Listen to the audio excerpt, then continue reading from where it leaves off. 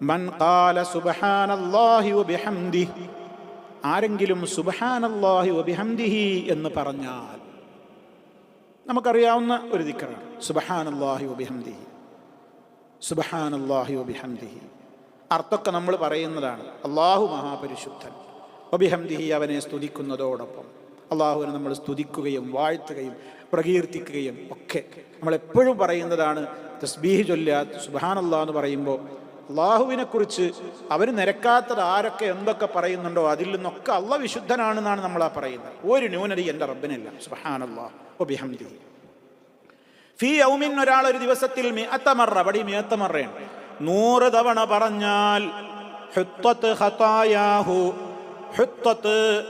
ഹുത്തത്ത് നീക്കപ്പെടുന്നതാണ്, പൊറുക്കപ്പെടുന്നതാണ്, ഖതായാഹു അവൻ്റെ പാപങ്ങൾ പൊറുക്കപ്പെടുന്നതാണ്.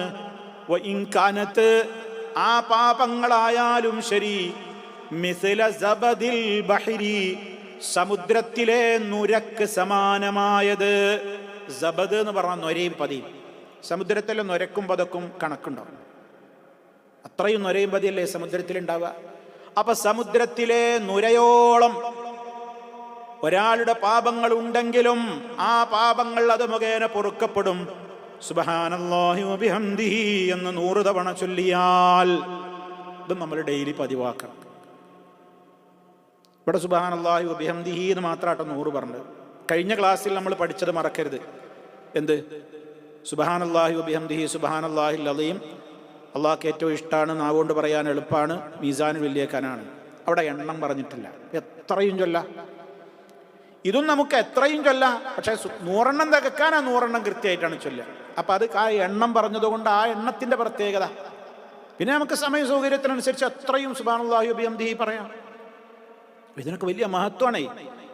സമുദ്രത്തിലെ നുരയോളവും പതയോളവും പാപങ്ങൾ ഉണ്ടെങ്കിലും പൊറുക്കപ്പെടും എന്ന് പറയുമ്പോൾ അവിടെയൊക്കെ നമ്മൾ മനസ്സിലാക്കണം, ചെറുദോഷങ്ങളാണ് ഉദ്ദേശിക്കപ്പെടുന്നത്. ഈ സൽക്കർമ്മങ്ങൾ മുഖേന പൊറുപ്പിക്കപ്പെടും എന്ന് പറയുന്ന പാപങ്ങളൊക്കെ ഉദ്ദേശിക്കപ്പെടുന്നത് അസ്വഗായിർ, ചെറുദോഷങ്ങളാണ്. വൻ പാപങ്ങൾക്ക് കബായിർ എന്നാണ് പറയുക. അത് ഇത്തരത്തിലുള്ള ദിക്റുകൾ മുഖേന അല്ലെങ്കിൽ കർമ്മങ്ങൾ മുഖേന എന്താവൂല, പൊറുപ്പിക്കപ്പെടുന്നതല്ല, അത് പൊറുക്കപ്പെടുന്നതല്ല. അതിന് നമ്മൾ എന്ത് തന്നെ ചെയ്യണം? തൗബ തന്നെ ചെയ്യണം. അതിന് നമ്മൾ തൗബ ചെയ്യണം. തൗബ ചെയ്യാതെ തന്നെ ചെറുദോഷങ്ങളൊക്കെ ഇത് മുഖേന പൊറുക്കപ്പെടുമെങ്കിൽ വൻ ദോഷങ്ങൾ അള്ളാഹുവിനോട് പ്രത്യേകം എടുത്തു പറഞ്ഞ് തൗബ ചെയ്യുന്ന വേണം. ശിർക്ക്, അതേപോലെ മറ്റേതൊക്കെ വൻപാപങ്ങളുണ്ടോ ഒക്കെ. അതാണ് നമ്മൾ ഈ വിഷയത്തിൽ മനസ്സിലാക്കിയിരിക്കേണ്ടുന്ന പ്രധാനപ്പെട്ട ഒരു കാര്യം.